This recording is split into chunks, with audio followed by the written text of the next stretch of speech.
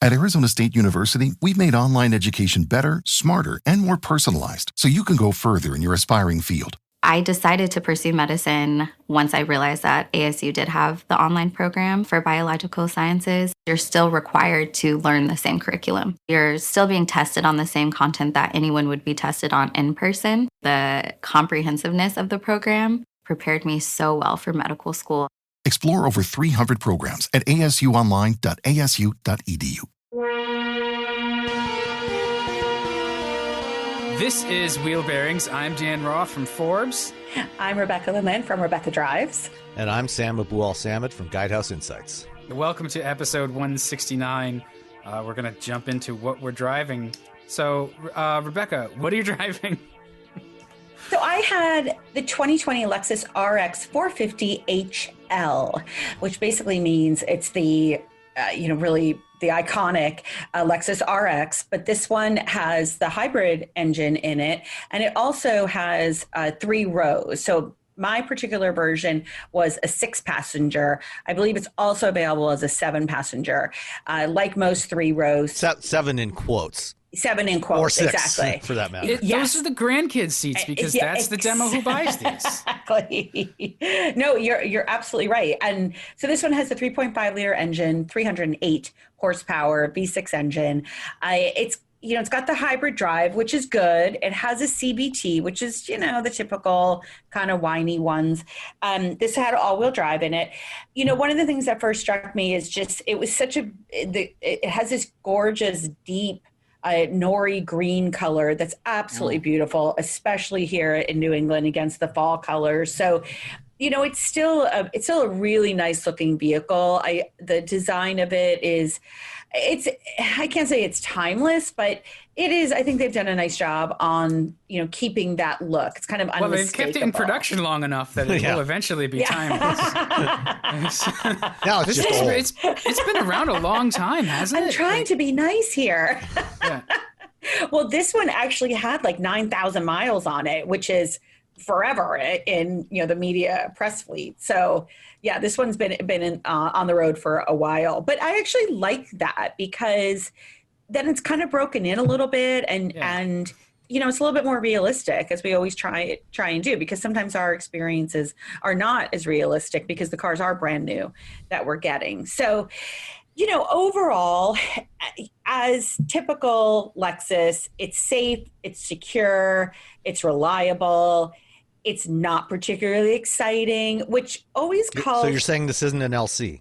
Well, it always calls to mind the LC 500 because, that car is what they can do. But of course, this is I was going to say it's a very different buyer, but is it really? Because I think that, this is what, this vehicle kind of made Lexus, but they've got to look at evolution because, as we've spoken about before, there are new buyers in the marketplace. The baby boomers are no longer dominating. And, to that point, it was my mom's birthday, November 4th. Happy birthday, Phyllis. Hey, Scorpios. I know. Excellent. Fellow Scorpios. And she's so cute. My mom's a riot. So we got her out, which doesn't happen very often because she lives with my sister and there's 4 pretty intimidating steps or 5 steps for her to get outside. So it can be tricky for her because her mobility isn't as good as it used to be. But the one thing I knew was that she was going to be able to get in and out of this vehicle with absolutely no problem. And that proved to be true. And that is one thing that is very appealing about this. You can always rely upon the Lexus RX to be an easy ingress and egress. And so it's a vehicle that's easy to live with. It does a lot of things well.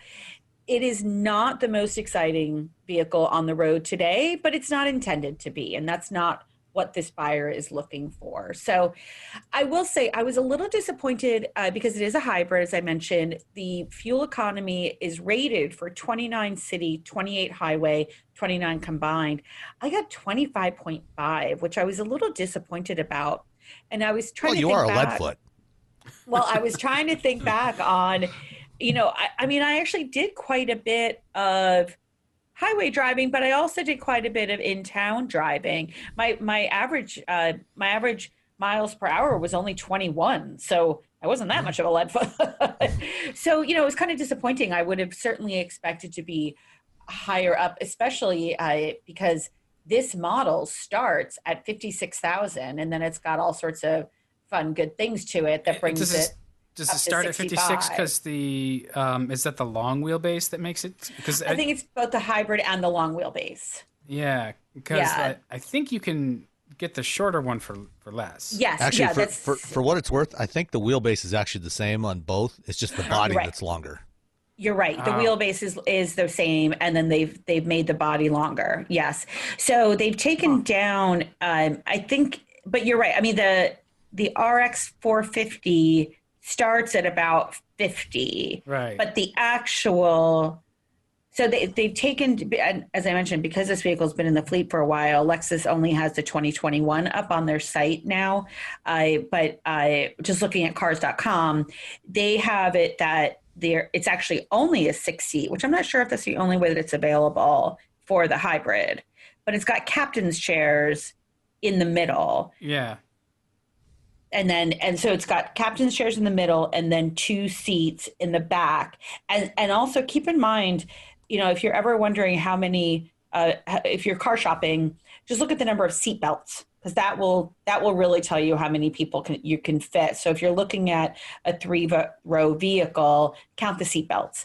It'll tell you nominally how many you can fit. I mean, how many actual human beings you can put in there is an entirely different scenario. So I know a lot of people who are not actual human beings, though. So that LC has 2 seat belts in the back as well, but I wouldn't dare to try to put somebody in there.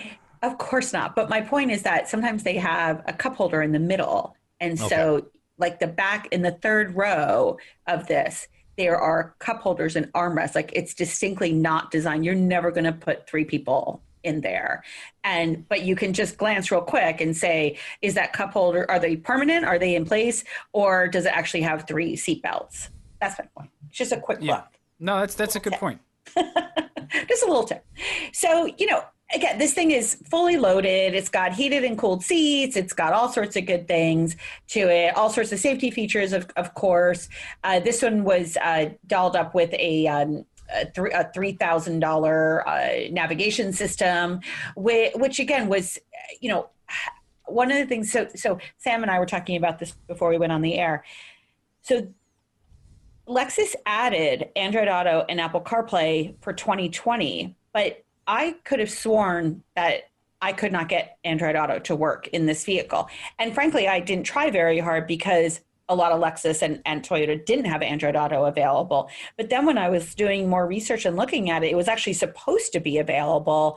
But just Sam and I were talking, it looks like it might say it, but it's not always the case. So I think these are pre-production or at least potentially early runs on the model year. So even though it's on the Mulroney, I wasn't able to use it. But they also added a touch screen, and they moved the screen a little bit closer to the driver. One of the things that I did sort of like that was kind of charming on it was these breadcrumbs, and I'll send a picture so you guys can see, but it would show where you had driven in that trip. And it was really kind of charming. And then also it would show if you had driven that in a previous trip, which is kind of fun because then you don't always have to rely on GPS if you're going someplace that maybe you had been before but couldn't quite remember, or like just for tracking. Like I had to run to 3 different places. It was the post office, actually. It turns out that my local post office takes a lunch break, which I did not know. But another post office nearby does not take a lunch break. So my breadcrumbs were, I was going 1.5 miles to my local post office. That was closed. Then I had to go 3 miles the other direction to go to a different post office. And then I had to circle back around because I had to go someplace else. And it was kind of fun to see like all these, the whole incredibly inefficient trip that I had just made, driving around trying to find a post office. It's like Family Circus, right? When Billy goes all over the neighborhood. I think breadcrumbs, I forgot about breadcrumbs. That was like back in the early days of Nav too. They used to have breadcrumbs was like enabled on all the cars. I remember that. So I forgot that was a thing. Yeah. Well, this actually, is a thing. it's actually back for the new Ford Bronco. Yeah, and this is actually one of the features they tout on the Bronco is being able to record where you go. Because when you're off roading with a vehicle like that, a lot of times you may be places where there is no information on the maps. So that's like what is that like Dead Reckoning too? So it or is it still GPS? And well, it's still using GPS. I mean, when you're out in the open, it's easy to get a GPS signal, but you may be on some place that isn't mapped, and so you can or taking a particular trail that you want to share, so you can actually record and save those, and you can upload those breadcrumbs back to the site that they're going to have for Bronco owners, and then other people can download the same route and follow that same trail if they want. Oh, clever. I love that. That requires having friends. Well, they don't have to be friends. They just have to be other people that own Broncos. I want to go off-road to get the hell away from people, not to tell them where I'm going. I was going to say you actually have to like people then. Yeah, right? Or you can tell them, you can show them a map that goes right off a cliff. I'm sorry. Back to the Lexus RX450hL. So I have a question, actually. Yes. So how was the interior on that? Because the RX has consistently been one of the sort of least impressive Lexuses to me. I understand why it exists, and it's a good fit for the market, but it just feels it feels like some of the materials and design are way out of date now, but I haven't been in one in a little bit. So have they improved it, or is it okay? Or? It's funny that you should say that, because I just pulled up my pictures because I wanted to comment that I think they actually did a really nice job on the interior. Okay. I love actually in the center console, they have a shiny finish, but it's actually pinstriped, which was really cute. So this has a brown and tan combination, mostly a nice chocolate brown with some tan accents, and then really lovely top stitching to it. And the seats were, again, they were heated and cooled, so they had the perforation to it, but they were very comfortable. There was nice bolstering, and and again, I think that they did a nice job. In the captain's chairs in the center row, they have these little pop out cup holders, which to me just spell breakage, but that's the only way that they could get cup holders there. Where are they? Are they down like in the side of the seat? Yeah. Yes. I have a picture of it. So they basically put like Sienna seats in this thing. Probably. Like the second. That's very likely exactly what they are. Yeah, or at least but the structure is. They're not the Ottoman, the brand new Sienna that I just had. The old Sienna. Right, the old Sienna. But they're fine. They're nice. I mean, I thought the interior was well done. Again though, what this brand is facing and what this particular model is facing are things like the Genesis GB80 that I was in, that is spectacular for about the same price point. So right. To your point, Dan, while this interior is lovely and it was totally fine, and it certainly had like kind of a luxury feel to it, and again, the color combination was very warm, but man, the competition, this vehicle came out like 17 years ago. And I mean, I was just looking it up. The RX. Yeah, the current generation actually came out exactly 5 years ago this month in November 2015. It launched. Wow. So that's the thing though. It always, even when it was new, it felt old. Yeah, it felt old. So, and I know that economically we were in kind of a different place when it came out, and in the last 5 years, interiors have gotten much, much better. There was sort of some hangover. Well, 5 years ago now was 2015. Yeah. So. Yeah, no, this should have, but again, I don't think the interior is a knock on it at all. I think it's actually quite nice. So I don't have any issues with the interior. Yeah, it's been a while for me. I just, I had an RX earlier this year, and it's, I've never really had a complaint about the materials and the fit and finish. I had some issues with the kind of the design and the layout, particularly the touchpad. But I never saw the fit and finish as an issue. Yeah, I think mostly it was materials, and some of it can be, like we've talked about, the way they're chosen to put in the fleet, right? If you send me a car that's a luxury car and the interior is black and gray. I'm sorry. It's not going to be terribly impressive. Yes, no, Absolutely.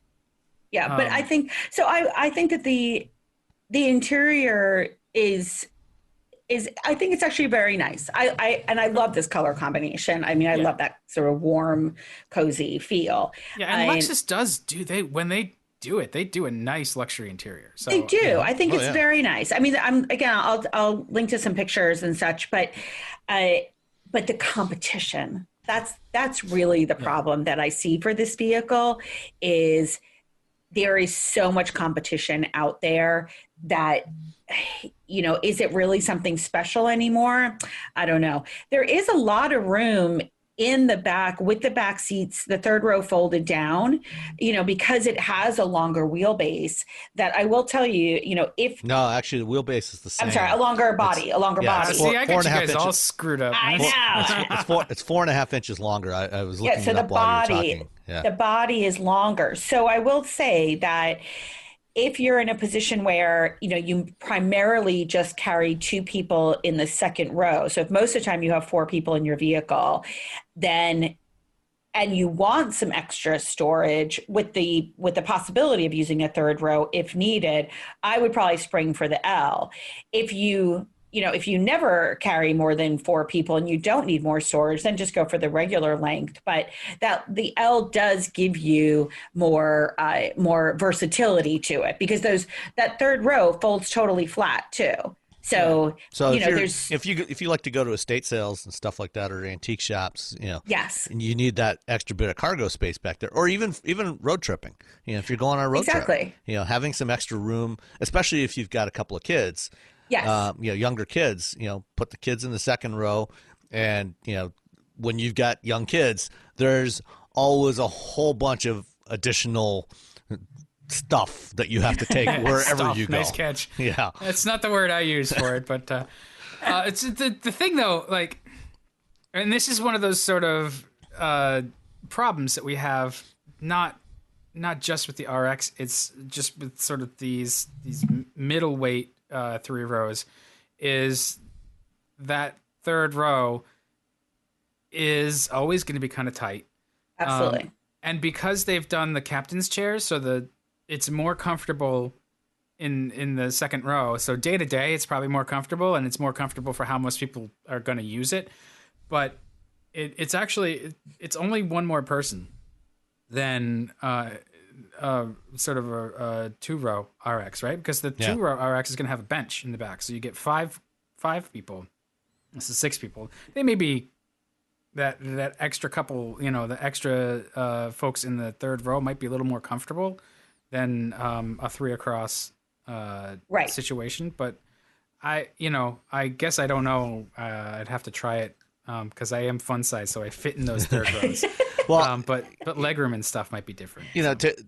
Early on, Rebecca, you called the third row, for the grandkids, but the issue with that is, it's small enough, I think, that only younger grandkids are going to fit comfortably back there. Absolutely.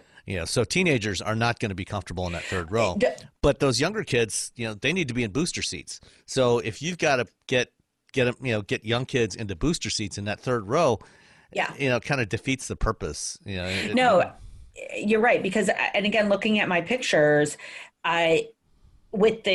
if you have a good sized person in the passenger or driver's seats, those seats are back. And then that second row, even there, it's tight. I mean, putting the second row in a position where the third row isn't right back, the back seat isn't right back up against the third row. So it's definitely a juggling situation, and you're not fitting a basketball team in here. It's tight for sure. Do they have latch anchors on the third row? Oh, you know what? They probably do, but that's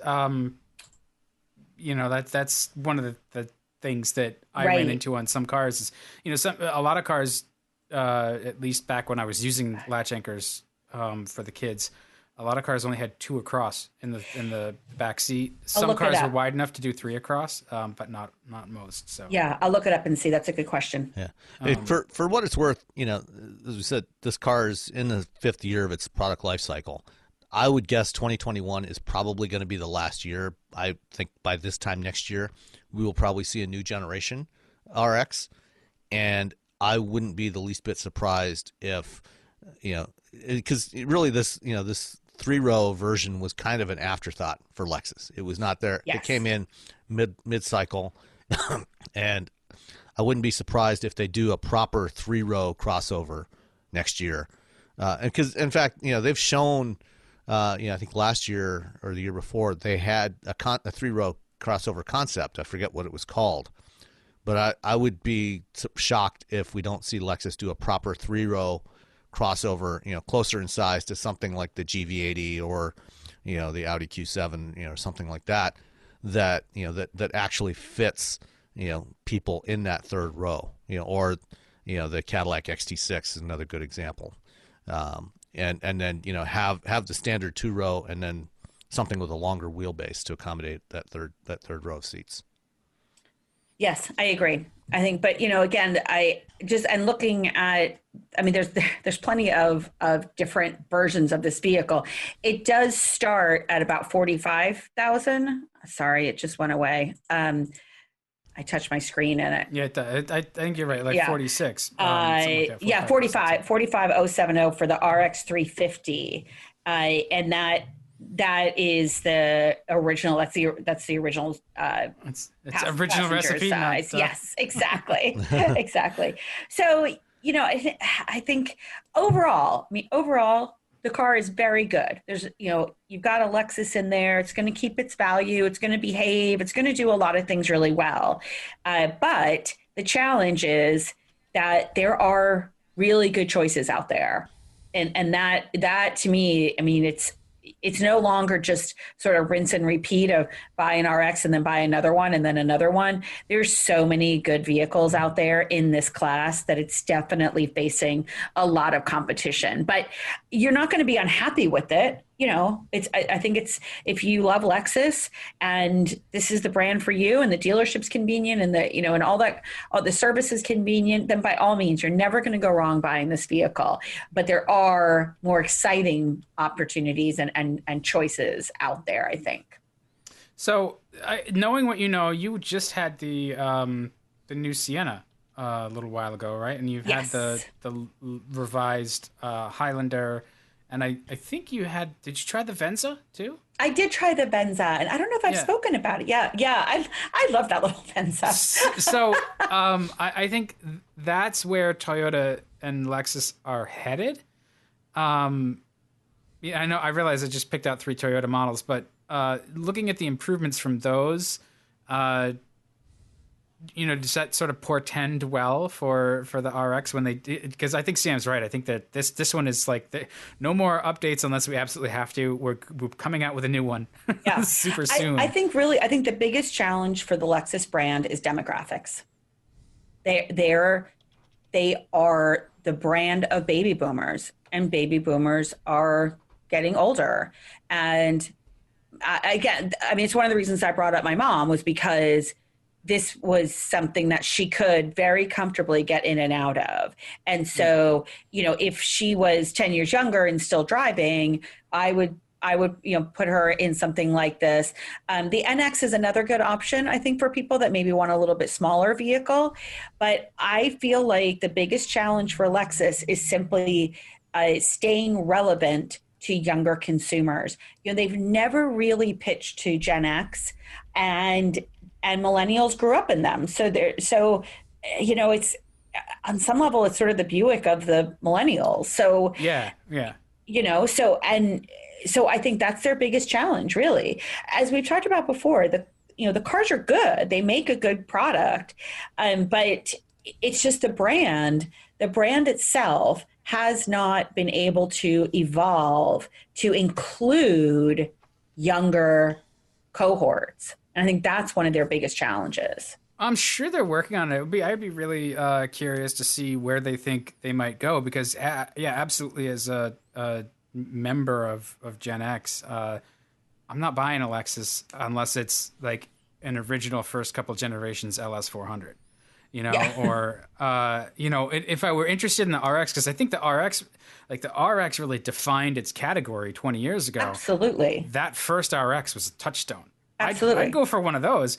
And so there's a couple of reasons why, right? Like I don't have the disposable income to drop $48,000 on, or $56,000 on a three-row crossover. If I'm dropping that kind of money, it's got to be, and that's a pretty versatile car, but I need two cars for that money, not one. But even if you did have the disposable income, that wouldn't be the one I picked. Right. That's the challenge, right? Yeah. Is that, when you think about, and I know we talk about it a lot, but for good reason, the Hyundai Palisade, the Kia Telluride, those kinds of vehicles, you're getting that third row with a lot of comfort for about the same price. Yep. And actually a very premium feeling interior as well. And an incredibly premium feeling. I would say they're as good or better. Less. Yeah. Absolutely. Yeah. And for $10,000 less. But so that's where the brand reputation comes in. And I think that's definitely something that Lexus has locked up, and that's very important. And it probably helps them now. But, it's funny, too, I've seen enough chatter among weird car Twitter to say, Lexus might want to consider a version of the Sienna, but then I realized that's a very small subset of us making noise. It's not, nobody's going to buy it, but what vehicle type are they going to go for next? Because I do think that they're while right now crossovers seem to be, crossovers and SUVs seem to be still continually popular. You got to look 5 years out and see what it's going to be. And there may be some shift, especially as lifestyles have certainly changed in the last 9 months, right? So but if they're looking to do a hatch, a sedan or something, the Lexus sedans are fantastic. Yeah, I don't know that we go back to sedans. I mean, I think people like the utility of crossovers, and I don't know where we actually where we wind up with that. Yeah, I mean, because they've got the UX at 32,000. I mean, they have filled in, and the GX and LX, they have filled in the SUV market, so you can get these types of vehicles. I think a lot of it is the marketing. Yeah. I think that's true. That's definitely not. And when you talk about the brand reputation, I mean, the resale value, one of the challenges that Hyundai and Kia are facing is resale value, because they do have to continue to build their brand, but they're starting in the right place with the product. With Lexus, the product is there, but they have got to become more relevant and figure out a way to get into these younger demographics. And when I say younger, keep in mind that the oldest millennial is coming into 45. They're going to be 50 in 5 years. So we're not talking about kids that are living in their basement anymore. Congratulations, you're out of the basement. That's the sort of fallacy is that, there's a lot of folks, 20 years ago gets frozen in time at a certain point. Yeah. So for a lot of people, 20 years ago is 1980. And no, exactly. That is not the case. Yeah, so it's hard to understand sort of, I guess, how to reach the sort of oncoming generations. And you when you built your brand on boomers, you need to replace boomers as your customer, and the only generation that's that large is actually probably Gen Z. So after the millennials, no, the millennials. The original definition of the millennials was actually the same size, just about the same size as baby boomers. So they each had about 80 million people. Right. It covers a lot of ground. That's a lot of different, and there's within it, there's probably stratifications as well. But of course, just offer some college loan assistance or something, put money in the trunk. Is it a junk in the trunk? But I mean, really, that's another. So we're not going to solve this on the podcast, but looking at the other challenges that oncoming generations have is they just don't have the disposable income. They don't have the credit to that the baby boom had sort of available to it. So there's a lot of stuff going on, clearly, that makes it very challenging to sell cars. Well, no, there is. I mean, and I think that, what their priorities are different as well, because keep in mind, we can't forget that only about 5% of Americans buy a new car every year we're selling, 15 to 16 million. So Right. we're not talking about the general audience here. And, so when we think about the new car buyer, keeping our eyes focused on them, their loan situation may be different. They may have the disposable income, but That's true. the challenge is that there's a lot of other brands that are making products that are just as good, if not better, than the Lexus RX. And that's the biggest challenge to this product. It does a lot of things really well. It's a perfectly good vehicle. The challenge is that there's so much competition out there. All right. I think it's a perfect time to move on to the Audi Q7 that Sam's been driving, because we're going from sort of a newer contender that is, or they've been around a long time now, but when Lexus arrived, it put everybody like Audi on notice. So how's the Q7? It's also a 3-row. It is a 3-row, and it's a more proper 3-row. I mean, it's bigger. It's bigger than the RX. I mean, it actually works better as a 3-row than the RX long body does. And actually, for what it's worth, this Q7 is the same age as the RX. It this generation came out in 2015, and yet somehow it doesn't feel quite as old. It feels more contemporary. In a lot about this Q7, even when it came out, was, I would say, less controversial than the current generation RX. The design is more conservative. It was never quite as out there as the RX design language, and so I think that it's held up better. It did also get a refresh, for 2020 model year. So about a year ago, they launched a refresh version, and there was minimal exterior changes with that. I think they made some tweaks to the grille and to the lights and things like that. The more prominent change was on the inside. The whole dashboard infotainment system was replaced.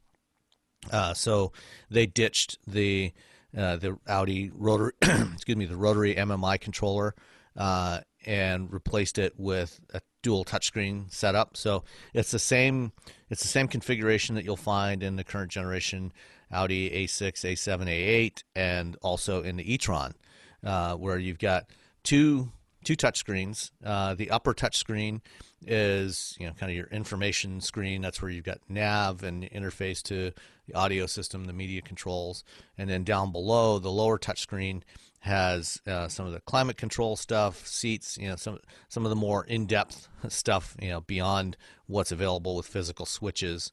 That's all buried in that lower screen. And we've talked about this a bit before. One of the interesting things that Audi did with their touchscreen interface is, and I say interesting not necessarily in a good or bad way, I'll leave it up to you to decide, is putting haptic feedback in there. So with most touchscreens, you just tap on them. It's a solid piece of glass. There's no feedback at all from it, and it responds. With this one, you actually have to press a little bit. It's not just a tap. It won't respond.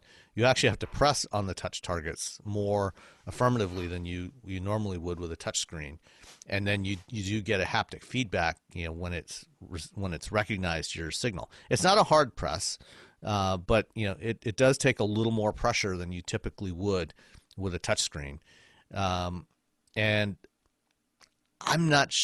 I first experienced it on the e-tron when I drove the e-tron last year, I think, and I'm not crazy about it. It's. I mean, I've gotten used to it, but it's not my favorite user interface. It's so funny because I really like that. I like knowing that it's registered my action. Like, I don't know. Yeah, I like that feedback. I think for me, maybe it's a little bit of PTSD from the days when I actually used a BlackBerry Storm, which actually had a moving touchscreen. The screen was actually built on physical switches behind it, and the screen because they wanted to try to recreate the classic BlackBerry keyboard thing, but with a touchscreen. and it was just horrible. But it was horrible for so many reasons, not just the ridiculous touchscreen. Touchscreens, we're gonna watch as they continue to try to find solutions, and new ways to let us know that yes, I have registered your request for this function.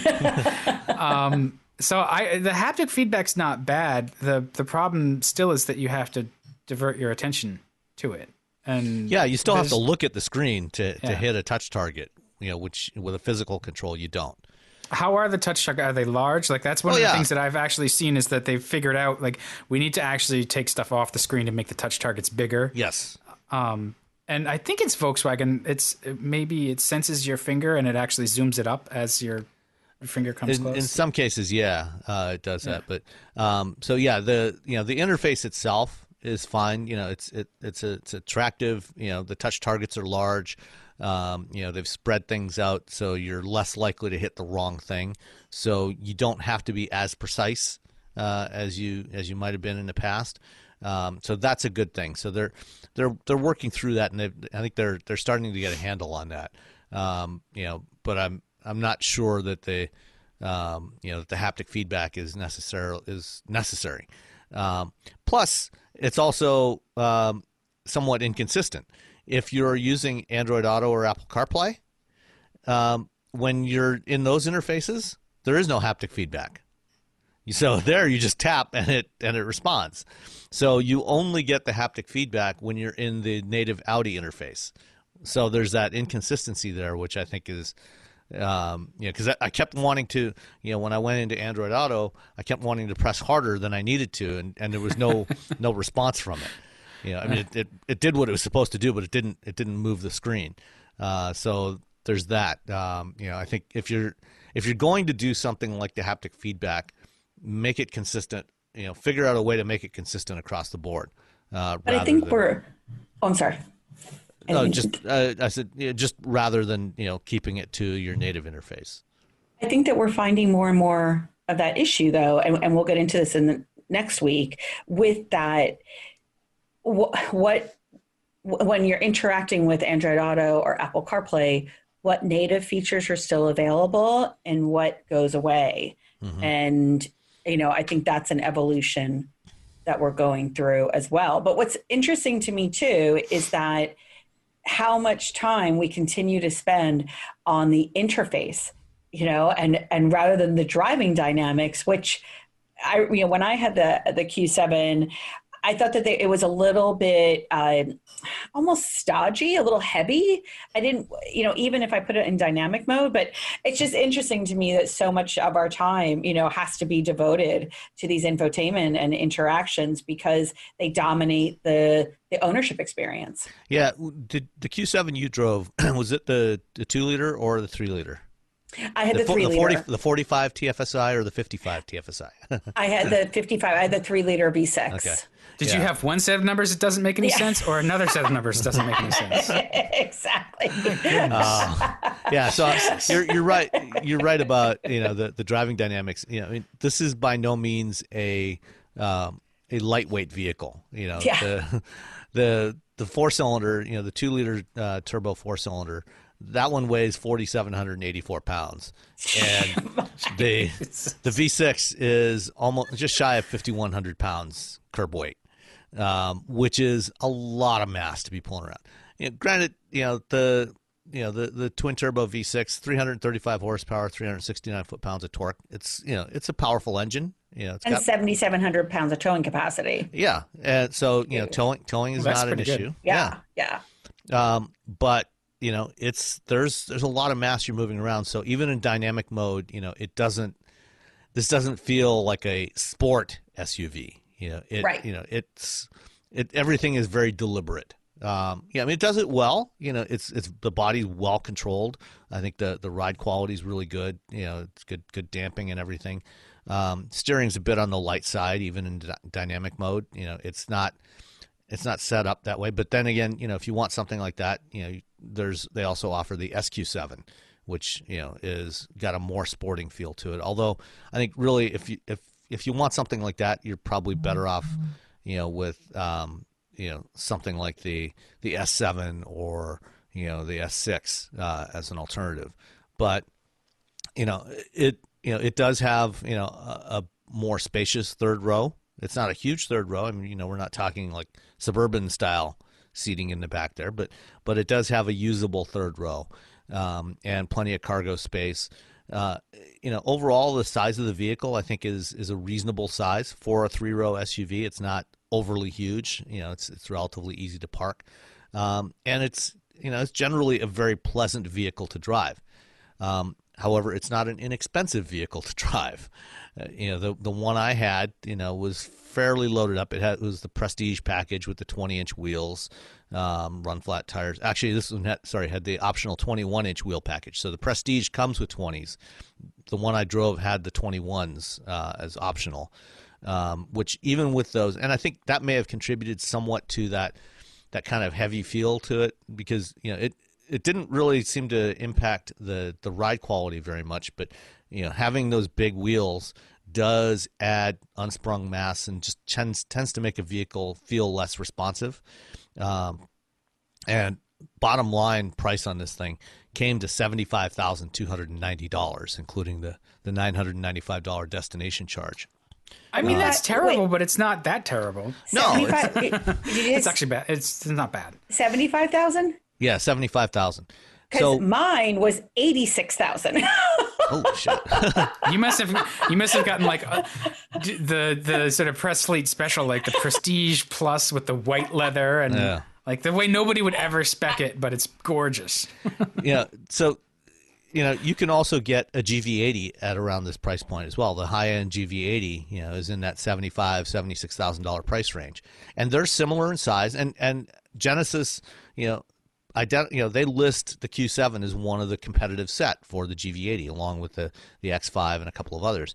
So, I think if I had to choose, between this and say a Volvo XC90, I would probably go with this one, I think. But I think it's a little more my style. But comparing this to the GV80, especially the interior, I think is an interesting contrast. The one I had was black with a black interior, and in general, Audi's always had really well finished, nice material interiors, but they haven't felt. I wouldn't. The word I would not use for them is like sumptuous or opulent. They're all. They've all, it's typical German. Or more traditional German. Where it's a more restrained look and feel to it, which is not necessarily a bad thing. I wouldn't, and it's not stark, but it's compared to the GV80 or a Lincoln Aviator, those two vehicles I think feel more opulent and feel more traditional luxury, as opposed to kind of the more functional approach that Audi takes with their design. So it's a matter of personal taste. Whatever you like better. I'd have to drive these two back to back. And I'm not sure which one. Actually, to be honest, I actually probably wouldn't take. For me personally, if I was spending my own money, I wouldn't be buying an SUV. But that's my personal taste. I would go for a sedan. Sorry, go ahead. I actually did drive them back to back. I drove the Audi Q7 down to New York, where I picked up the Genesis GV80. Okay. And so I did kind of drive them back to back. And you're right. I think that the GV80 has a sportiness to it that the Q7 is very stately. Like that's how it's and it's funny because my review isn't posted yet, but I think we said almost the exact same thing. The steering and driving dynamics were a bit stiff, almost heavy, even in Audi Select's dynamic drive mode. Like that's exactly what my review says. But the GV80 had a sportier, a more youthful feel to it almost, and again, we get back to that conversation of competitiveness in this space. There are such good products in it.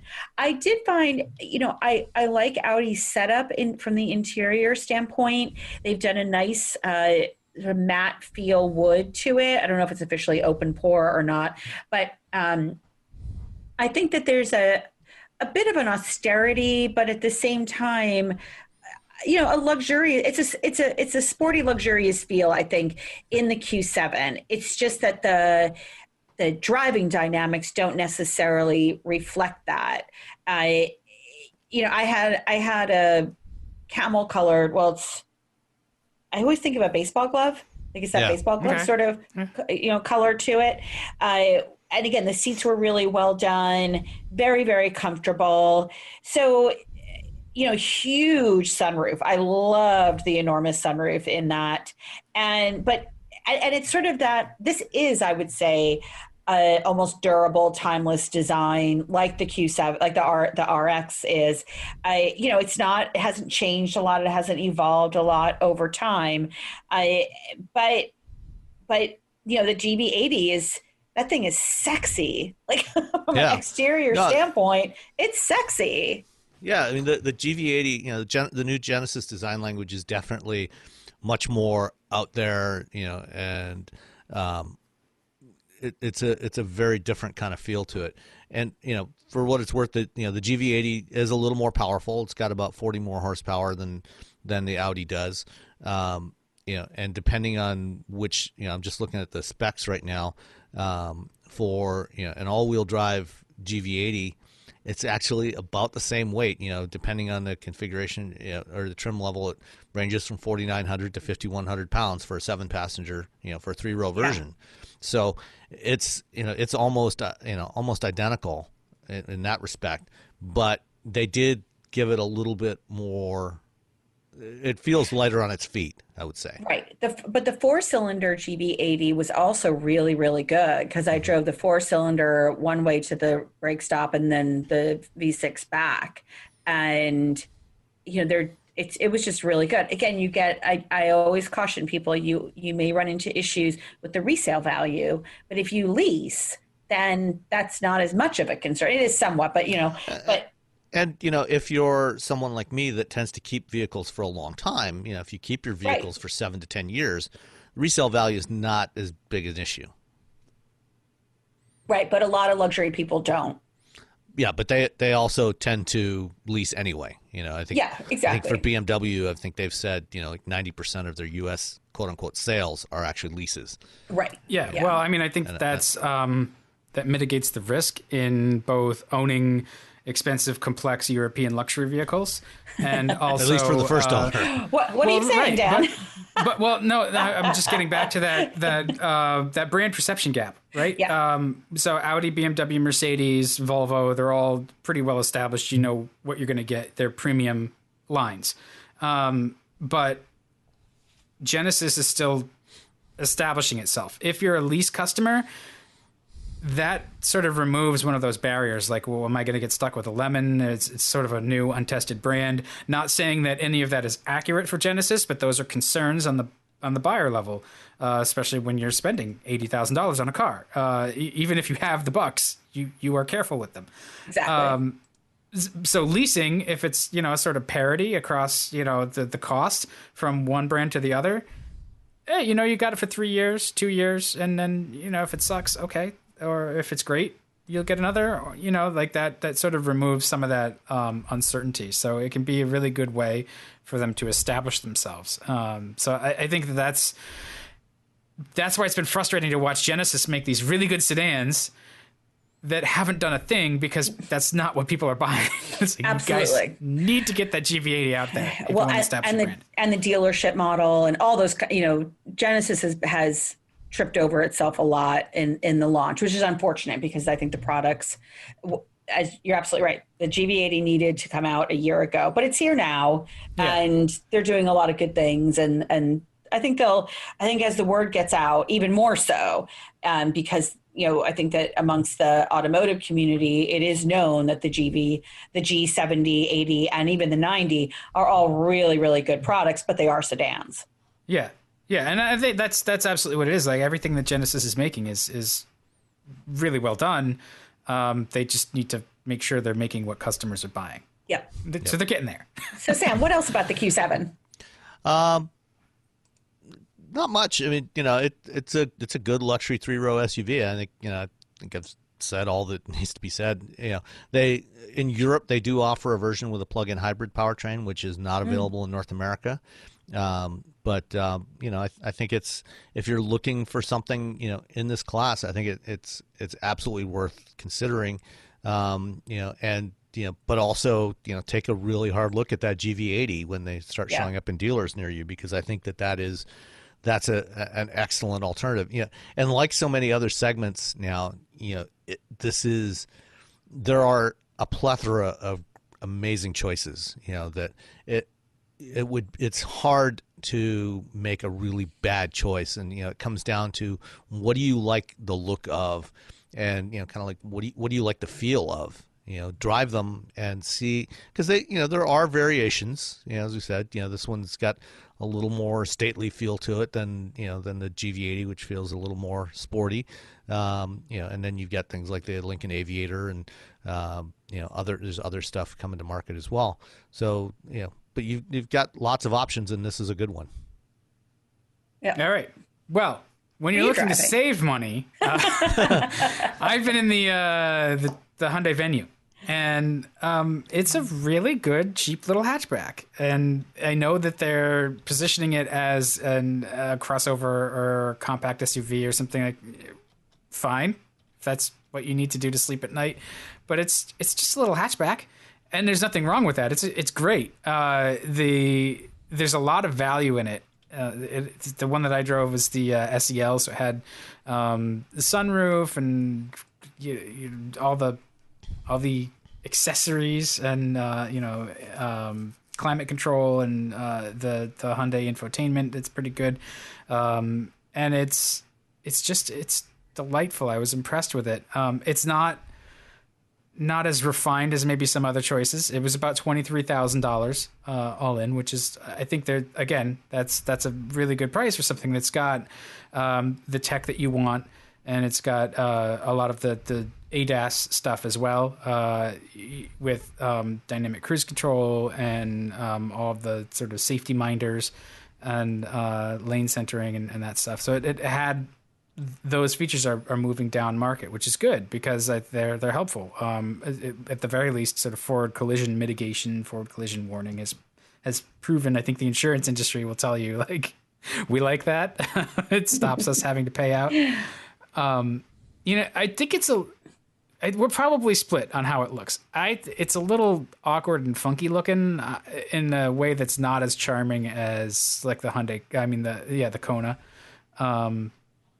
Which I like a lot better, but the Kona gives up some. I think it gives up some rear seat space to the Venue. I think that Venue's adorable. Yeah, well, and you had the denim, right? I did. I had the denim. Yeah, and the only issue with that was that there's no sunroof with the denim. Oh, see, I remember talking about that. Yeah. So, I was impressed to find a sunroof in the car for $23,000. It just. It felt nice. I think it is important to point out, though, that I would not buy this vehicle without adding the premium package, which is $23,550.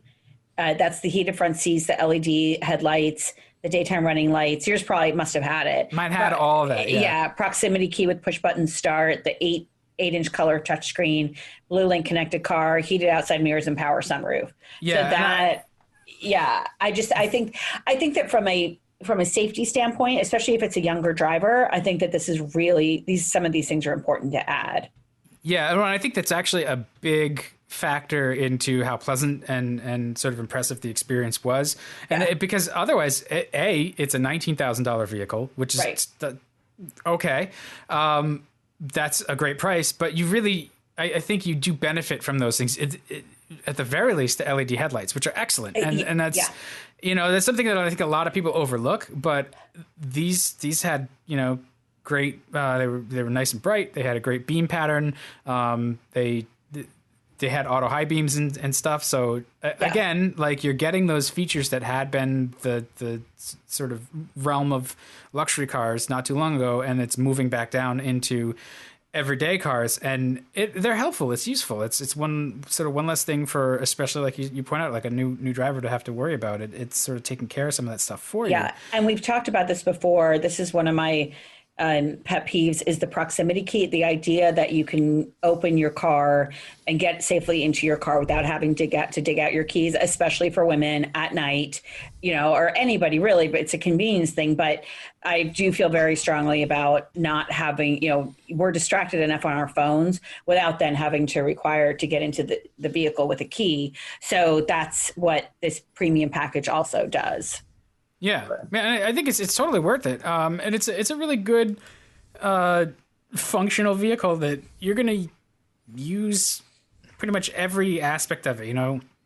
You're gonna use the cargo space. You're gonna put people in it. It's got decent rear seat space, but I do think your basketball team metaphor, they'd be uncomfortable here.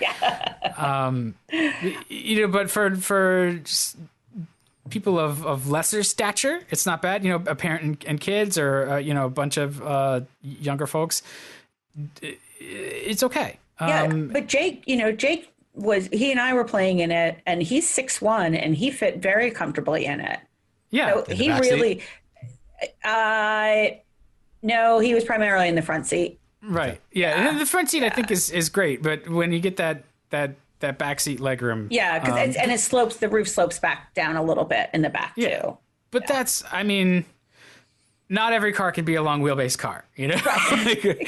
That is one of the challenges of this segment. It's not unique to the Venue. I think the Toyota CHR and Honda HR-V are going to also have those. Those are even issues. Smaller in the back though. The CHR I think is is. Or, you're like in a hole. And the CHR, it's exaggerated because of the way the sheet metal is. You're basically you don't really have much outward visibility from the back seat of the CHR. Yeah, it kind of envelops you in metal, and it's not good.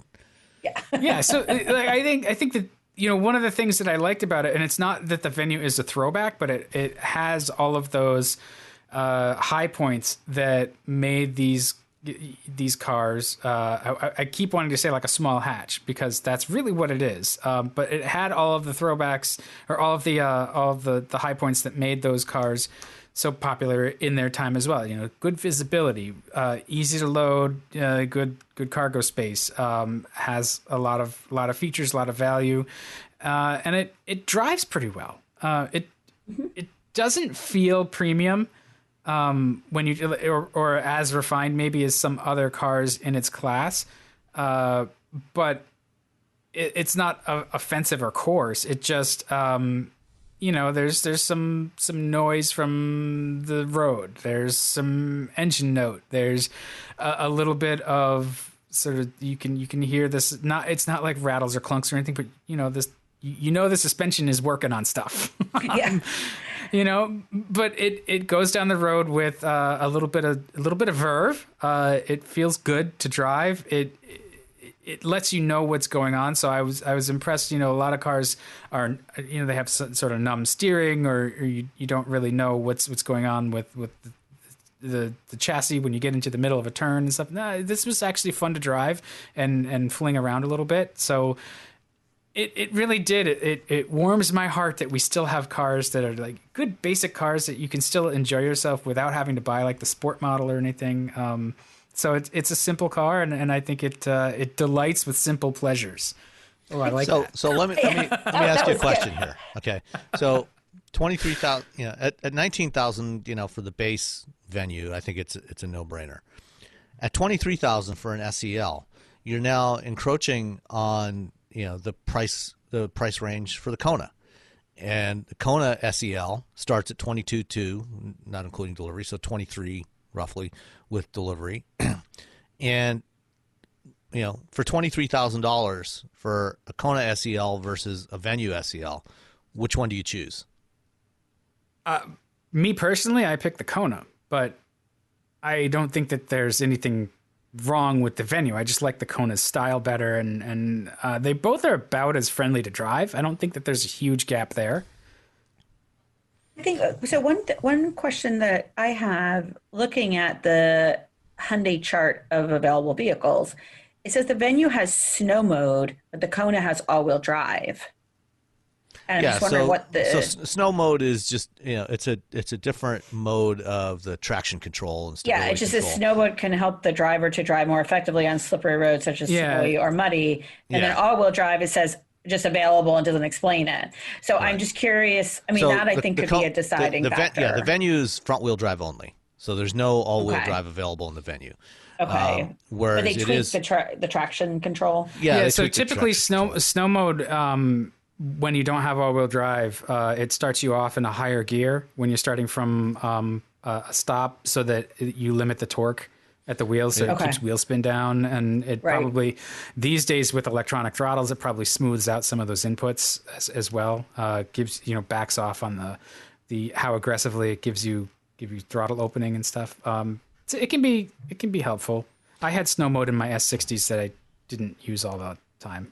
Okay. So so that could also be for people in snowier climbs. That could be a deciding factor then. I think I think if you want all-wheel drive, you're not going to have it. But I think either of these, if you properly equip them with winter tires, I don't think you're going to have a problem going anywhere with a set of Blizzaks on this thing. A front-wheel drive vehicle with winter tires is always going to be an all-wheel drive vehicle with all-season tires. Absolutely. Every 365 days a year. Yeah. It's always going to be. And me, like I prefer a rear-wheel drive car with winter tires. So do I.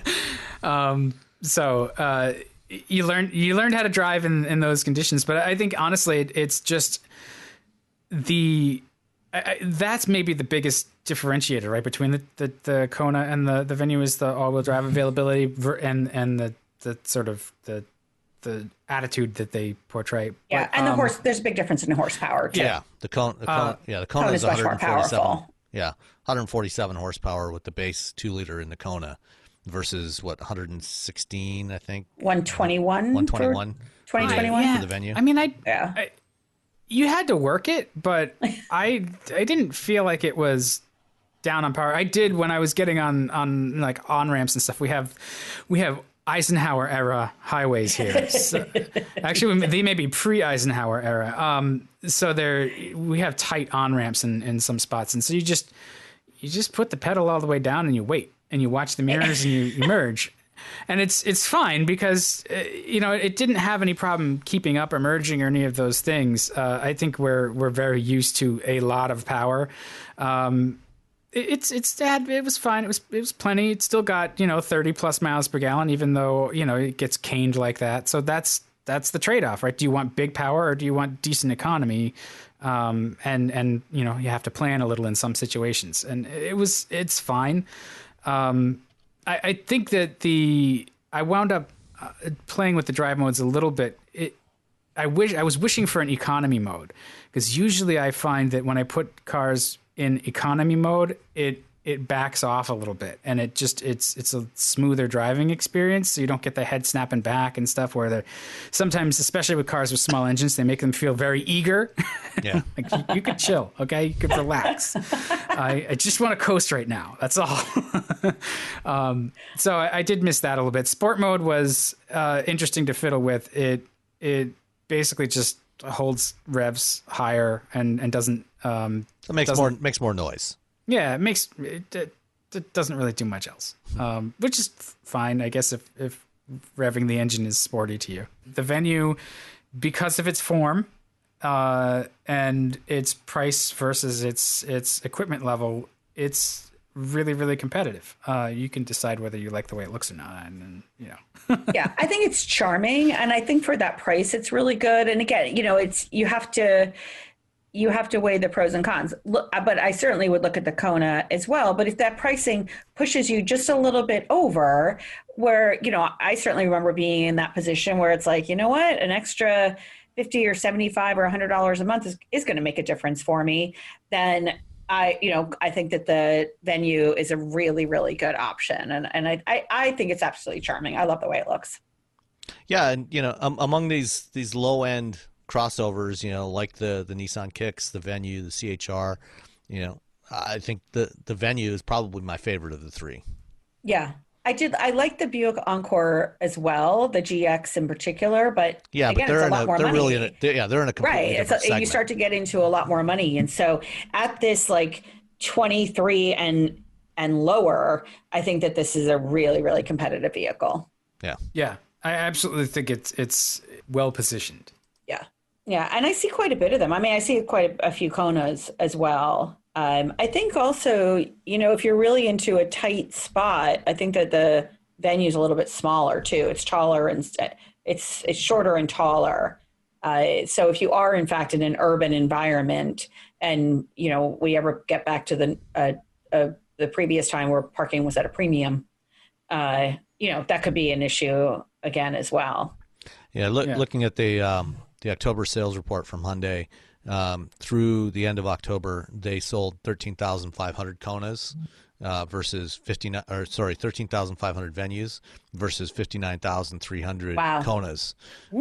So I think I suspect that this year is somewhat of an anomaly. I think most of the customers who are really looking right at the entry level of a new car probably weren't buying much this year, just because of what's been going on. Whereas those who could afford a little bit more, probably still going and getting a Kona.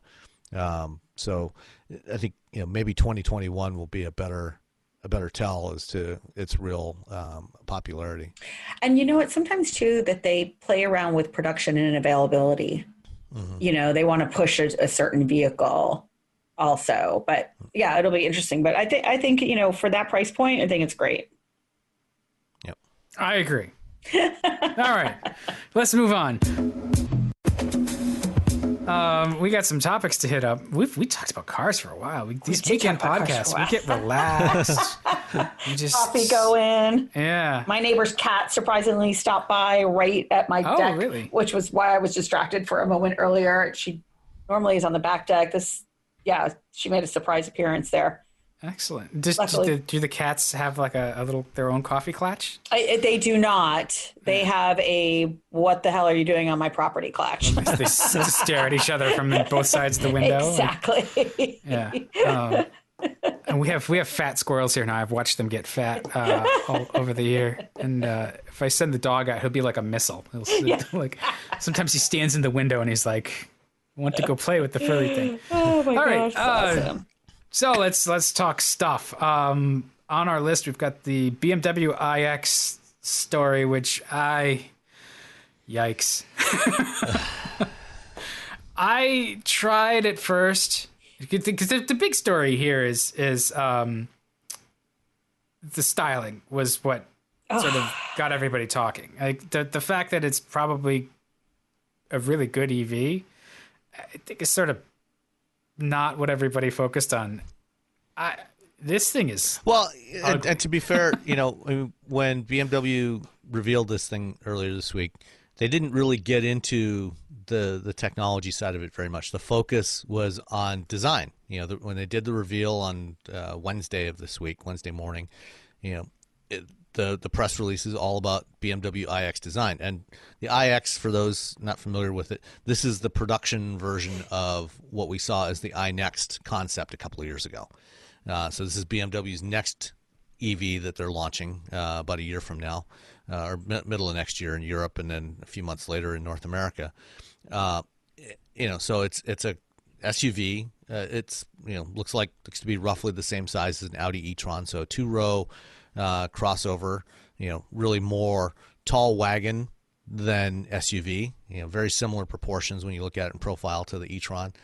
And they had Adrian Van Hoendijk, the head of BMW Group Design, talking about this thing, and various other people talking about the shape. And what do you think, Rebecca? The grille, I'm just going to put the elephant in the room right on center. That grille is atrocious. Yes. Well, that's just the start of it. No, to me, I mean, it's right. It's Bette Midler out of Hocus Pocus, and I dare you to argue with me. No, I can see it. Yeah, the rest of it is not good either, though. Really? There's a lot of stuff going on, and usually with design, you try to link the elements. I feel like busy design has really taken over too. Just regular cars. There's lots of lines and strakes and vents, and especially at BMW, the designs are not as clean and almost timeless as they had been. Like this thing, like what is going on with the lower portion of the fascia, where there's like these big black pieces there with like different strakes in them, and you get back to the C-pillar and it's really dumpy looking. I don't know if it's like one of those. Did you stand back and look at it? Where is Chris Bangle when you need him most? I'm just going to say it. And Bangle was controversial, but Very his controversial. designs had a cohesion to them. There were some that I did not like. That first Bangle 7 series, absolutely, but, the Bangle butt. We all for sure. It matured. Went through the E90, the E60. All those cars looked pretty good and were clean. This is not. Yeah, and then when you get inside, the seats. I hope those seats are concept only, because the way this is the production design. Oh my gosh, the way that the headrest. So the headrest, it pushes your head, like it prevents whiplash, which is fine, except that if you talk to any chiropractor, they will tell you that you basically, like, this vehicle doesn't let your head stand free. And if you put even the slightest amount of pressure on the back of your head, like right above your neck, it engages your neck muscles. And when it engages your neck muscles, it's why a lot of people have a stiff neck, because even the slightest pressure on the back of your head, your neck muscles immediately tense up. And so, yeah, I noticed that's one of the reasons why we actually stopped buying Volvos, was because they had very excellent, comfortable seats that were well designed, and they had the whiplash protection, but there was no way to back that headrest or head restraint angle off. Yes. And I don't drive around resting my head on the thing. I want my head not to be messed with, damn it. And even in a lot of media cars we get, I will actually pop the headrests out, turn them around, and put them back in, so that because a lot of them actually do that. They pitch forward. Yeah. They pitch forward, and when they pitch forward, and my chiropractor is so funny, she will rant at me for half an hour, especially if she's just had a client that's come in and needed to be adjusted, because the person's gotten a new car. And then when you add that in with women, a lot of times if you have your hair, or, well, fair enough, if you have a man with a man bun. I don't have quite that kind of coif going on. But God forbid you have a ponytail in the back, because then it just makes it even worse. So I looked at those seats and was like, well, they have a hole for the ponytail, right? They do have a hole for the ponytail, but they've got this metal thing. Yeah. Like, how is that going to feel? It's a mystery. It's one of those things. You probably have to sit in them to try them out. It may be high up enough that it doesn't actually mess with you, but I feel your concern, and it leads to a weird posture. I noticed this. Like, I had to get comfortable with those fixed head restraints, I had to lean the seat back, angle way back, and just it engage was a the lumbar, the lumbar as much as possible. Yeah, it's just a strange driving posture, and so that's an individual buyer kind of thing. Otherwise, the interior is almost the opposite of the exterior on the iX. It's a lot more clean. And I love the material choice. It looks like it's all Alcantara, which is it's pretty. And I like the minimalism, other than the fact that it's going to push everything into a screen. But you know what, though? Looking at a close-up of I think that some of it is Alcantara, and then some of it looks like almost like a denim feel, actually. Oh. So there's a two-tone version, and that I'm looking at right now with the blue quilt, and then there's... I see it almost. Yeah, it does. Like that looks like a denim sort of situation. Yeah, or Yeah, I love we're moving into more different cloth choices. That was one of the things I was really impressed with the Nissan Rogue. Was it's just a subtle thing. It's not even that big a deal, but they used a cloth trim in the interior that just it was different, and it caught your eye, and it looked classy. Well, that was one of the things. Getting back to the Hyundai Venue that we really liked in the denim version of it was the material was really cool. It was very modern feeling and not like a cheap vinyl. I think we're really getting away from that usage, which is great. So I think there's high quality materials going on. But yeah, this iX is it's going to definitely be interesting. The thing that bothers me too is that, and we've talked about this before, like, I want an electric vehicle to just be normal. This is what the Kona did so well. It's just a powertrain option. It's not weird. And this definitely goes towards weird. If you're buying an EV, a premium EV, do you need it to be something that stands out so that people can see that you've bought the thing? Well, but I mean, look, the Audi e-tron, has not been a huge success, but I think that's for other reasons than the fact that it's not weird looking. It looks like a Q6. I think it's struggled because its range is not as good as it needs to be competitive. Right. So they should just make up a range number. Nobody's going to use it. As we've talked about before, personality and looks and personality both need to be there, especially in EV. You've got to have the goods to be competitive. But I think that this iX it's that throwback idea that you have to have something that looks weird. And I just don't think that's the case. I don't know. Teslas don't look weird. Teslas look cool. Some of them. Yeah. Well, some I of them mean, look crappy too. The Model Y is. I think the front end. I take that the back. front end of Tesla is not particular, especially the Model 3 and the Model Y is not. The Model 3 is a Ninja Turtle. Yeah, but I take your point though. Like the Teslas are a much cleaner, more restrained design. Yes. Where there's a lot of gingerbread here. I mean, to be fair, I think a lot of what we're seeing in the design here is not necessarily BMW making it weird because it's electric. I think this is consistent with the direction that BMW designs have been going in the last couple of years, where they're just making it weird to be weird. We've seen these massive grills on the X7, on the refreshed 7 Series, on the new 4 Series. They have these humongous, these ridiculous grills, and it's absurd. So I think it wouldn't really matter that it's electric. This is just the direction that BMW's decided to go with their design. Why? That grill, this is like a Pontiac Aztek. How did anybody say that this was okay? And then when you put a license plate across it, I mean, this is not okay. No, absolutely not. But all I'm saying is that I think that this is a separate question from the fact that this is an electric vehicle. Yes. For sure. Fair enough. BMW has lost its way, I think, from a design perspective.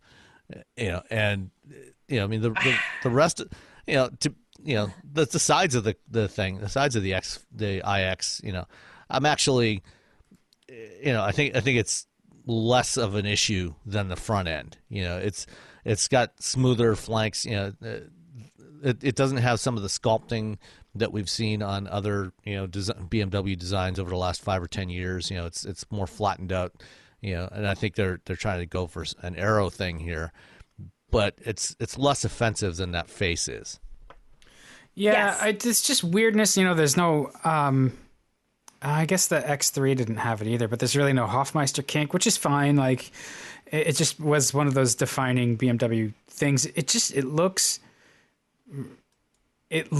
heavy. There's a lot of visual mass, especially towards the B and C and I guess there's D pillars there. Like, it just, I don't know. It's not sort of classically beautiful, but everybody's a critic, so fine. I'll let them sell their ugly car. The back, I think it's kind of clever. They've done this emphasis where exhaust pipes ordinarily would be, and they've kind of balanced it out. So it looks like there might be, I don't know, there's two little notches, maybe sensors or something there, but they've outlined them in this blue. I'll be curious to see what the material is on that. But it also kind of makes me wonder, in a rear crash test, what is this thing going to look like? It doesn't really have, it's all one piece back there. So I think repairs could be very expensive in this because there's no real traditional bumper, and the bumper structure is all underneath, so it's probably just one big piece of plastic, right there, a cover, and then the structure is beneath that. So I don't think that that's necessarily going to be any more of a problem than it would be for any other BMW. But I think I like that blue kind of emphasis. I think it adds dimension to what may ordinarily be just a big piece of black plastic. Yeah. So I like the tires on it. The red one, if you look at the photos of the red one, they have a completely different kind of look on that one. Oh, okay. I'll go to the red one. It lacks. Yeah, the red one has like extra black trim. There's like this black band actually that goes from the front fascia. There's a large area it's almost like gloss black highlight, and then it wraps around and goes all the way down the sills, and then it wraps around to the back and sort of mirrors the front. There's a larger area in the rear fascia that is a sort of black accent as well. So that provides its own sort of motion and movement to the design that, it's interesting. And looking at it, I think that our initial impression is going to be sort of a little bit of shock and surprise. And the things that I don't like about it, I don't think are going to go away. I think the more we look at it, the more we're going to find elements that show clear forethought and will help us understand the design language they're trying to establish here. It is always controversial when you have such a strong design language and you try to depart from that. That was the problem that they had with Bangle's stuff as well. Initially, was they had really gone as far as they could go with the very linear, kind of classically refined BMW look that had been out there since the Neue Klasse, really, right? Since the 2002. Yeah. And they took that to its logical end. And then that first Bangle 7 was like a record scratch. Yeah. And then they worked on it. We got used to it, and now you look at something like an E65 series, and it doesn't shock you anymore. And so that's sort of what happens with design. We push it in different places, and then it becomes normal. I don't think that grill will ever be normal. Yeah, no, and the grill is like, I get that it's their signature, and right now there's not enough stuff to need cooling in this, so it's just basically a big thing for sensors, which is fine, okay. And it's a BMW. Except there's not even much in the way of sensors in there. It's mostly just blanked off. The sensors, because this is going to be BMW's first model with their level 3 partial automated system. It's got lidar, and the lidar is actually mounted up behind the windshield.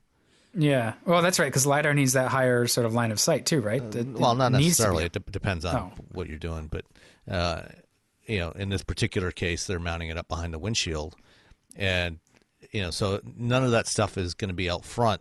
In part, because expensive components like that, you want to probably avoid, putting them in the crash zone. Yeah.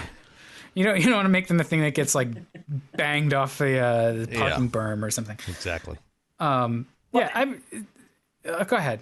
Speaking of lidar, I didn't know if we wanted to get off of this topic or not, because Anytime that I can not look at this vehicle is a good day.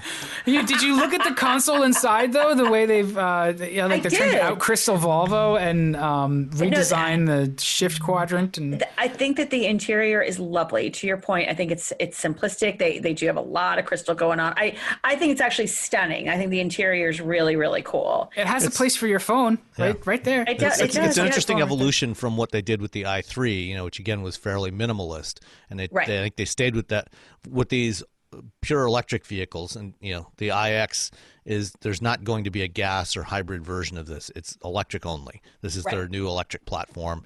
This is the underpinnings of this are also going to be used in the i4 sedan and various other stuff. So they're going with this simplified design for their electrics, with just a simple panel that's floating out there, in front of the driver with the instrument cluster in front of you, and then a touchscreen off, 14-inch touchscreen off to the side. The crystal knobs and things like that I think are interesting. Yeah, I think BMW offers options like that. You can get the crystal or ceramic knob finishers in a lot of their cars now. Maybe not crystal, but they offer different options because apparently it feels more luxurious when you touch ceramic than metal or plastic. I don't know. You're such the ideal customer for BMW, Dave. I love it.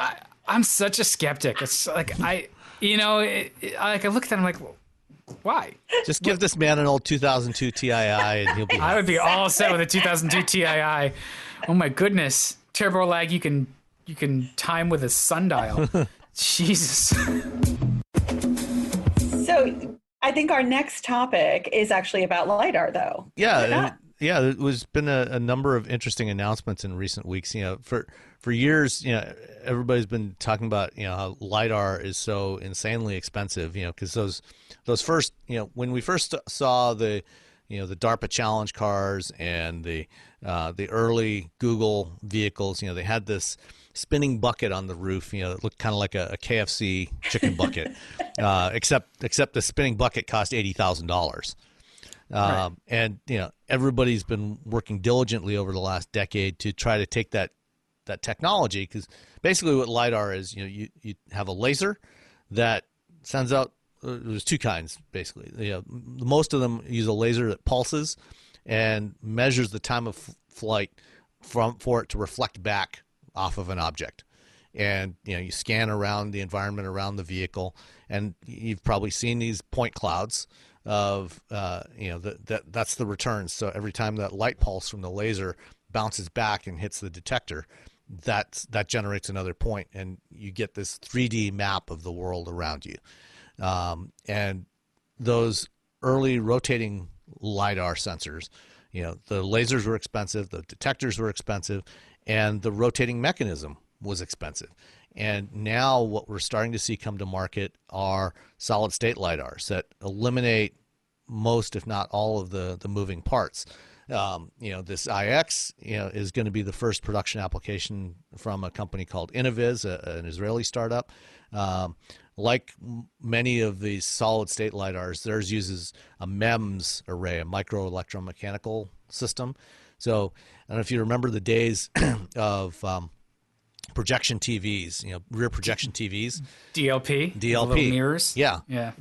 The MEMS is basically the same idea as the DLP. So a little microscopic mirror that rotates and does the scans have the laser that sits still, and then the beam, it uses the mirror to scan to steer the beam and scan the environment. There's others that are pure solid state, like there's a company called Ouster that is doing and Ibeo is another one. They're doing pure solid state, and this is actually what's on the new iPhone 12s and the iPad Pros that came out earlier this year. They have a solid state lidar sensor that uses a different kind of laser that is cheaper. It's lower power, but it's cheaper, and there's no beam steering mechanism. They just have this array of laser emitters that illuminate the area, and then the sensors that pick up the reflections. And I was on a call. I was talking last week with somebody from Ouster, and he was actually highlighting, the fact that Apple is putting these lidar sensors, the same type of laser that they're using. It's called a VCSEL, a vertical cavity something. I can't remember the full thing. Anyway, the VCSEL lasers, because Apple is now putting tens of millions of these things in iPhones this year, that's expected to really start to drive down the cost because suppliers of the components are going to be scaling up. And so now all of a sudden, we're going to have lidar sensors that instead of costing $80,000 cost a few $100s or less. In some cases they're expected to be, less than $200. Did you say $80,000? Yeah, those early Velodyne sensors, those rooftop rotating sensors, they cost $80,000. Well, I mean, there's a common sort of progression here too. It's not just like Velodyne realizing that they need to compete and it's not like they were randomly charging $80,000 for the thing. There's a lot of that's what it cost to build it. Yeah, for sure. Electronics. They were hand built. Yeah, and you need to make a margin. So even at a 10% margin, it's still just an expensive piece of gear. So. And I hope they're making more than a 10% margin. But, to think about the best analog I can come up with is like watches. If you go from like a purely mechanical wristwatch that's just this expensive thing full of really, close craftsmanship and technology, and it's expensive to do. You can only make it so cheap. And then you go to a digital watch, buy a $20 Timex that is actually more accurate, super durable, and much cheaper to make. So it's just that is the march of progress. Yeah, well, you mentioned Velodyne. This week they announced a new sensor they call the Veloray H800, and it's targeted at a price point of $500. And that's going to be Velodyne's cheapest sensor yet. And there's others in that range. Various capabilities between $200 and $1,000. There's a company called AI that actually has one that incorporates a camera in with the same thing. But the big thing about this is with these sensors, these lidar sensors, getting down into the hundreds of dollars now, it starts to become practical. To actually use these in vehicles. And so Elon Musk's argument that lidar, is a fool's errand, it's a crutch, for anybody developing automated driving, starts to evaporate because all of a sudden, you're not spending thousands of dollars on these sensors. You're down to hundreds of dollars, and probably by the middle of the decade, we'll start to see some that are under $100 for some of the flash lidar sensors. And that's a good thing because that's going to help. One of the things we're seeing, even though highly automated driving is taking a lot longer to mature than they thought it would a few years ago, what we're seeing is companies actually starting to incorporate lidar with their lower level driver assist systems. And so some of these flash lidars, you're going to start seeing those showing up with pedestrian detection and automatic emergency braking systems. As you start to get those down to $100 price point, you're going to see these things in mainstream cars that don't have automated driving capability, but just as a safety thing, because one of the problems with camera systems is it's hard to measure distance from a 2D camera image, but a lidar can measure that distance really, really accurately. Down to presumably very, very quickly. Very quickly, and so the combination at the speed of light. Actually, the combination of lidar and camera. The camera can help you classify what's in that image, and the lidar can tell you exactly where it is, how far away it is. So I think this is going to be really important for improving safety of all vehicles over the coming decade. I'm looking forward to lidar enabling lots of terrible decisions about when to just sleep. Yeah. That'll be a while. Oh my gosh, you're so funny, Dan. Just gonna climb into the back seat. Car seems to have it under control. Well, you can do that now even without lidar in a Tesla, right? Isn't that what they tell us? Right. And you need to spend some time in sunny, positive California, Dan. Me? Yeah. So the last time I was in California, I was in LA, like right before Christmas, and it was weird because it was Christmas and people had Christmas lights up and stuff, and it was 70 degrees. And Yes. it was lovely. We didn't go very far. I was shooting interviews in not Silver Lake, right next to Silver Lake, but just sort of that core, Like that Irvine area. Yeah. It was nice. It was lovely. Had some really good Mexican food. So we had one other EV that debuted this week, the Ford e-Transit, which is not as exciting as the iX, or certainly not as controversial looking as the iX, and I think it's way more exciting though. Yeah, well, not as exciting to look at, or Sure. maybe to drive as the Mustang Mach-E, which we'll be driving very, very, very soon. But they could make a super van version of it. Do you remember the super vans? Oh yeah, that would be awesome. But I think what's interesting about Ford's approach to electric vehicles, in addition to the Mach-E, there are other two that they've announced so far, and there's going to be more.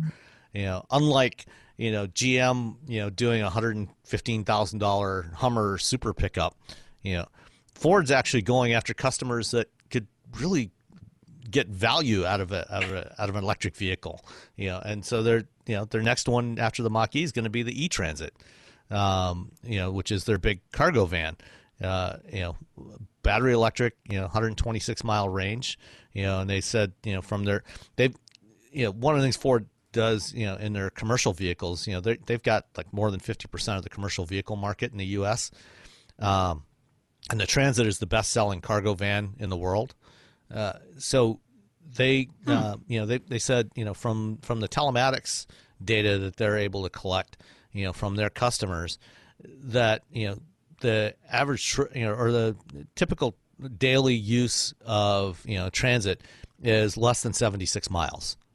70, I think 74, but that's very surprising to me, because I hesitated when I saw that 126. I thought, wow, is that enough? But no, I think that's really, really interesting that they've called that out, to say 74 miles. That's amazing. Yeah, well, if you think about it, you think about the way these things are used, in a lot of cases, these things, the reason people go for something like a Transit is they need that payload capability, to Right. carry, whether it's a plumber carrying their tools and their parts, or an electrician, or a florist, you need that space and weight capability for all the racks and the toolboxes and all the other stuff they have in the back of these vans. And, batteries are heavy. The 67 kilowatt hour battery that's going in the Transit, that's probably going to be about 800, somewhere between 800 and 900 pounds. If you wanted to have a 200 mile range in there, now you're looking at a 90 to 100 kilowatt hour battery. That's probably going to be another, up to about 1500 pounds just for the battery. That's 600 pounds of payload that you're taking away that the Transit user probably doesn't want to give up. So what they've got is they've got a nice balance here where this e-Transit has enough range for most of the use cases for these vans, and it also has pretty close to the same payload capability as the gas engine version.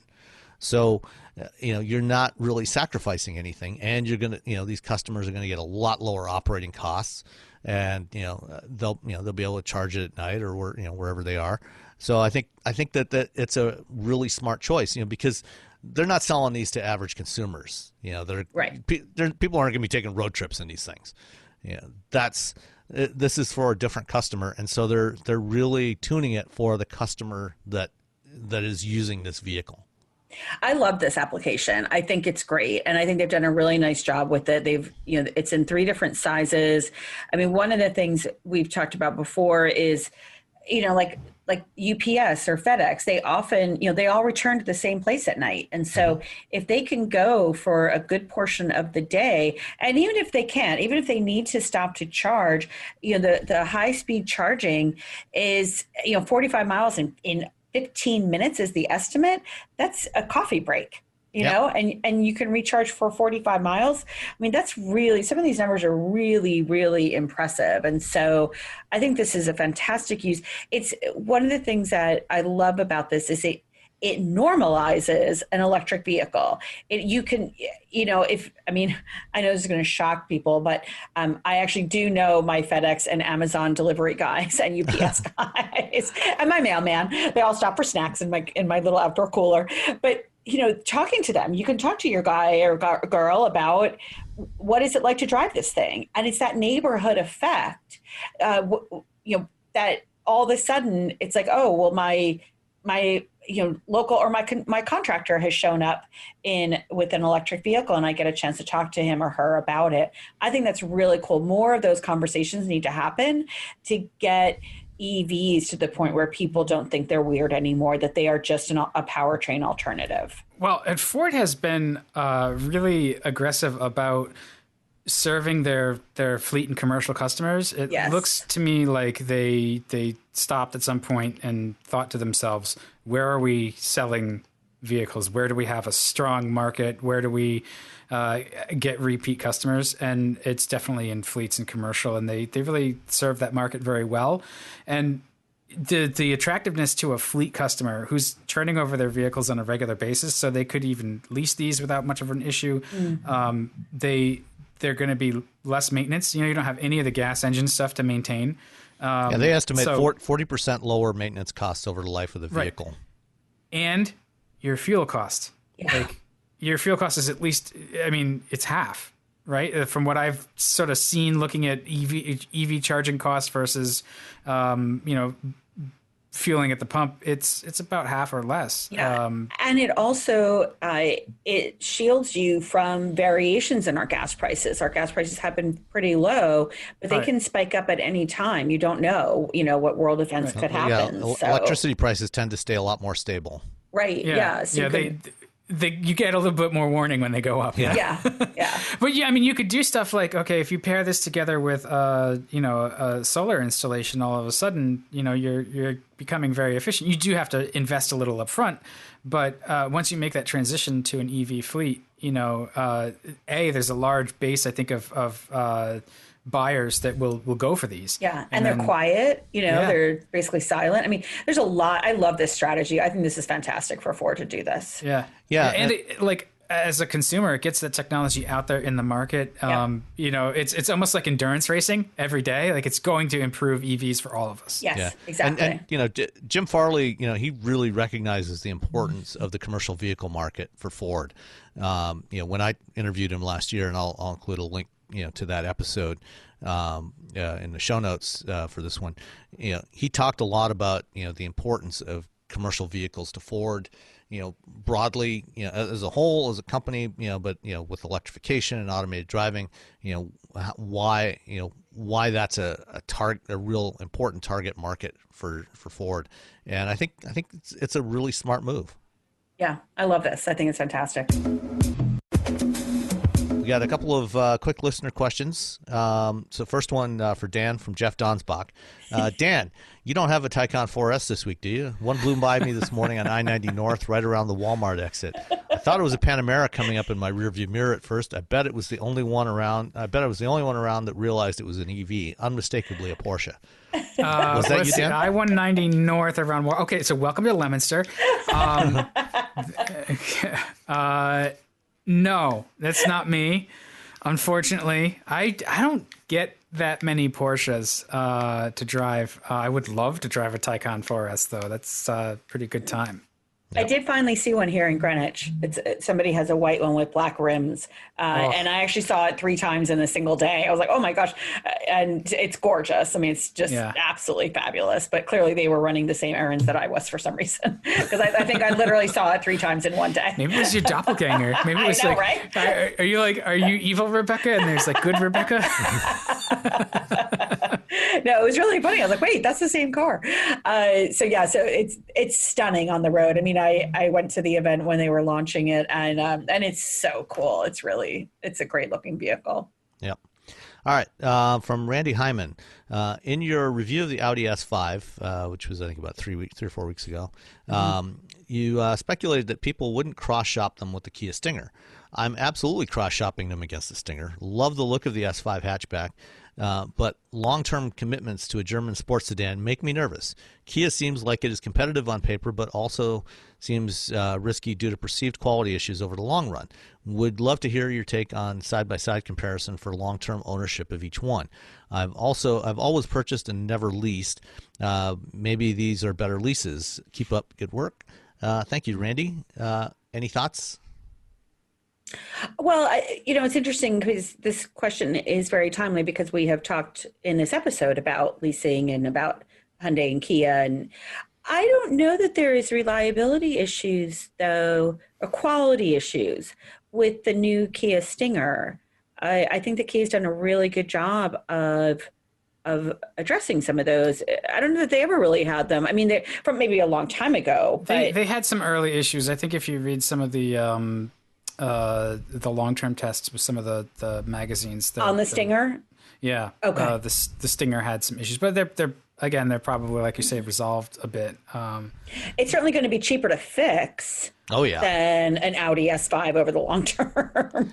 So that's something to keep in mind. Well, I mean, I think we've all had experiences with European and German cars, premium ones, or even less premium ones. Right.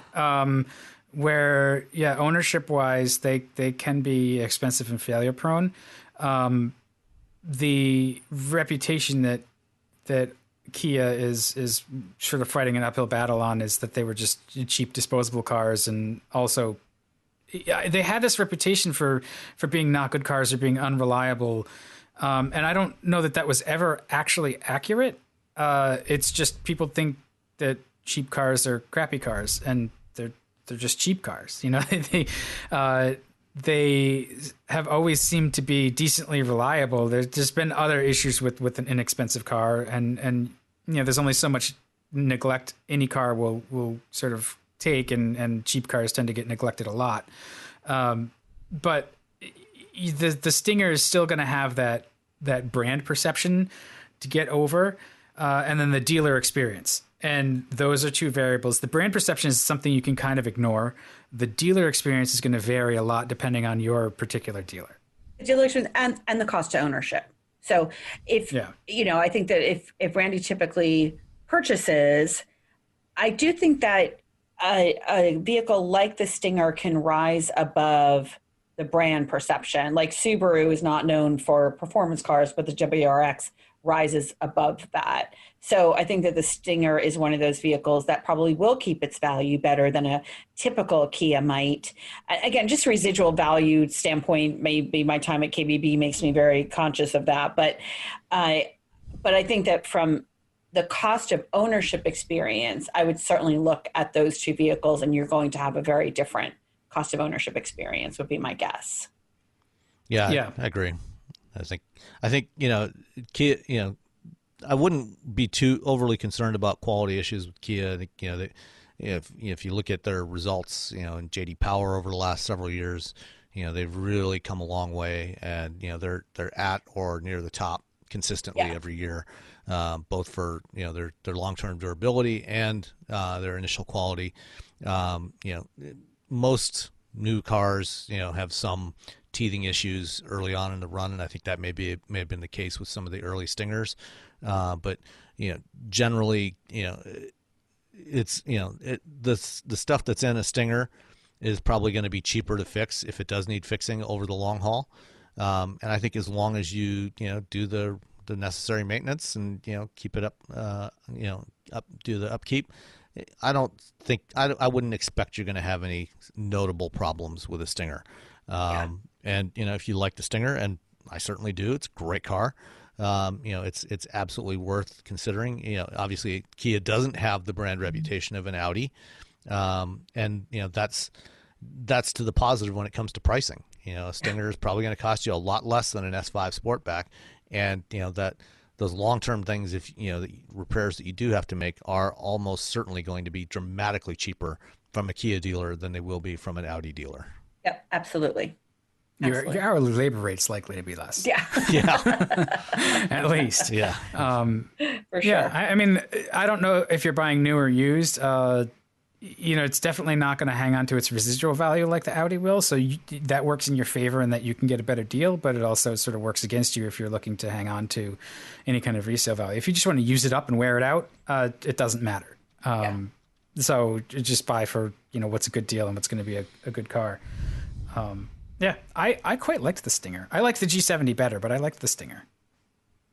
I haven't driven it. You haven't driven the Stinger? Oh. No, I have very little access to Kia for some reason. In this drive shop has the Hyundai account, but they don't have Kia. Yeah, they went over to Navs a few months ago. Yeah, so talk to them. Cool. Isn't that Pierre? Pierre's Navs, isn't he? Yes. Yeah. He'll hook you up. Give him some good good French cigarettes, like some Gauloises. You can't get them anymore, but yeah. Exactly. All right. Well, I think that's almost 2 hours. We should stop. Yeah. Let's get to lunchtime. I'm kind of hungry. Yeah, me too. Oh my gosh. This is better than church, though. Yeah.